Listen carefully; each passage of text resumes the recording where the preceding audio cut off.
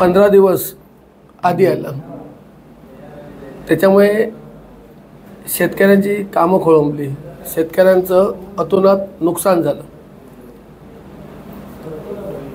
सह्याद्रीच्या काही पट्ट्यात मिरचीची लागवड ही मोठ्या प्रमाणात होते, तसंच कोकमसुद्धा हे मोठ्या प्रमाणात होतं आणि इथे त्याची त्या पद्धतीत उलाढाल होते।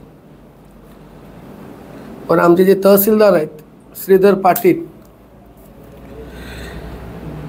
यांची जबाबदारी आहे, नुकसान मिळो अगर न मिळो, सरकारने ते मान्य करो अगर न करो, तहसीलदार या नात्याने तसंच कृषी खात्याने, एकटे तहसीलदार आणि कृषी खात्याने पिकांचे पंचनामे करणे गरजेचं होतं। पण तसं कृषी खात्याने आणि तहसीलदारांनी यांनी कोणतेही काम केलेलं नाही आहे। फक्त चिरे, रेती, वाळू यांचे डंपर कसे अडवता येतील यासाठी यांचे सर्कल, स्वतः तहसीलदार गुंतलेले असतात। तेवढे त्याच्यात का गुंतलेले असतात हे जनतेने ओळखावं। पण जेव्हा शेतकऱ्यांची कामं येतात तेव्हा हे तहसीलदार आणि कृषी खातं गायब असतं।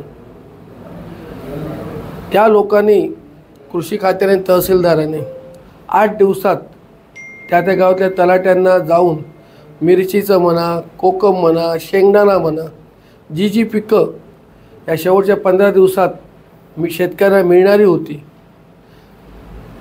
आम्ही सरकारकडे, आमचे नेते सक्षम आहेत, आम्ही ते सरकारकडनं भांडून शेतकऱ्यांसाठी नुकसान भरपाई देऊ, म्हणून या लोकांनी करावं। नाहीतर तहसीलदार आणि कृषी खात्याच्या विरोधात आक्रोश मोर्चा मी जिल्हा प्रमुख म्हणून काढणार आहे। या संदर्भात सन्माननीय केसरकर साहेबांनी सुद्धा तहसीलदारांशी बोललेले आहेत, एक मतदारसंघाचे आमदार म्हणून, त्यामुळे त्यांनी लवकरात लवकर घ्यावा, नाहीतर शेतकऱ्यांच्या रोषाला कृषी खात्याने आणि तहसीलदारांनी बळी पडावं।